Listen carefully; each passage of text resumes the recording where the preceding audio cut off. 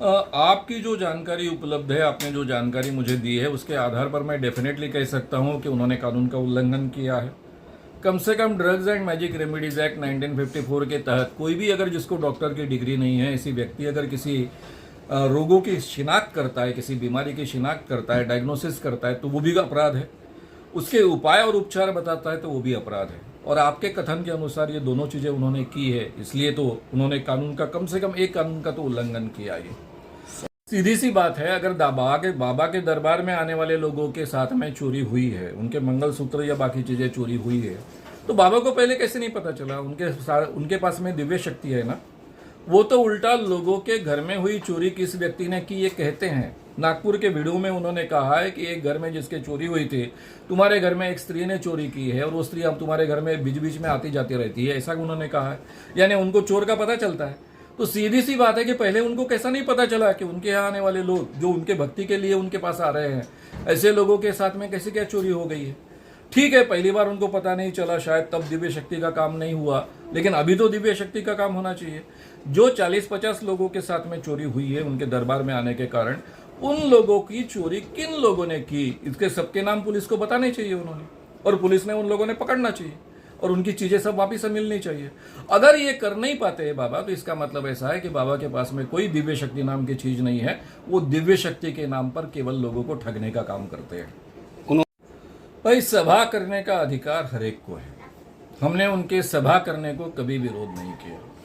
दिव्य दरबार में वो जो दावे करते हैं उनको हमने विरोध किया है। मैं तो ये मानता हूं कि चोरों को भी सम्मेलन करने का अधिकार होना चाहिए। सम्मेलन करने का हर एक को अधिकार है, सभा लेने का हर एक को अधिकार है।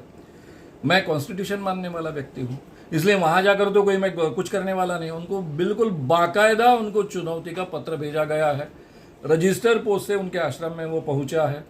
उसकी शर्तों के अनुसार मुंबई के पत्रकार भवन में उन्होंने वो स्वीकारे। नागपुर और मुंबई कहीं भी ये कंडक्ट किया जा सकता है, वो जैसा कहेंगे उनकी तारीख के अनुसार। और जो शर्तें मैंने उनके सामने रखी है दिव्य शक्ति सिद्ध करने की, उन्हीं के दावे के अनुसार कि 10 आदमी हम उनके सामने रखेंगे। ये 10 आदमी के नाम, उनके पिताजी का नाम, उनकी उम्र, उनका मोबाइल नंबर बताए, पास के रूम में जो 10 चीजें रखी है वो पहचान के बताए। 2 बार ये प्रक्रिया, चुनौती प्रक्रिया कंडक्ट की जाएगी। कोई भी जानकारी उन तक ना पहुंचे ऐसा वातावरण तैयार किया जाएगा।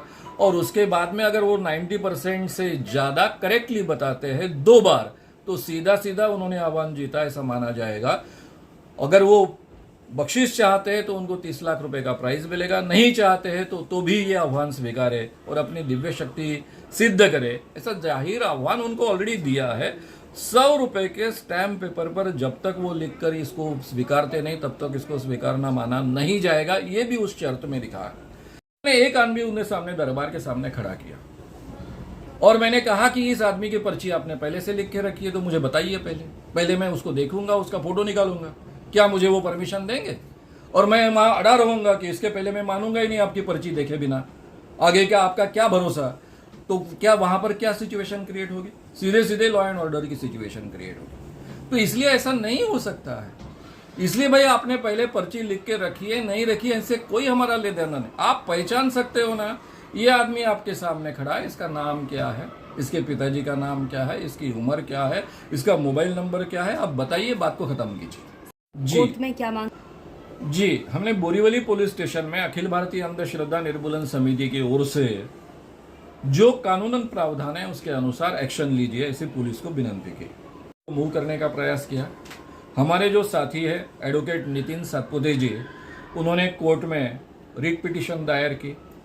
कल छुट्टी होने के बावजूद कोर्ट ने आदेश दिया है और उस आदेश में पीपी को यानी पब्लिक प्रोसिक्यूटर को और सीपी को ये आदेश दिया है कि आप पूरी तरह से ये कार्यक्रम के आयोजन में ये देखिए कि कार्यक्रम यानी कानून का उल्लंघन नहीं होगा, दोनों कानून का उल्लंघन नहीं होगा, और इसलिए उसका बाकायदा वीडियो रिकॉर्डिंग कीजिए।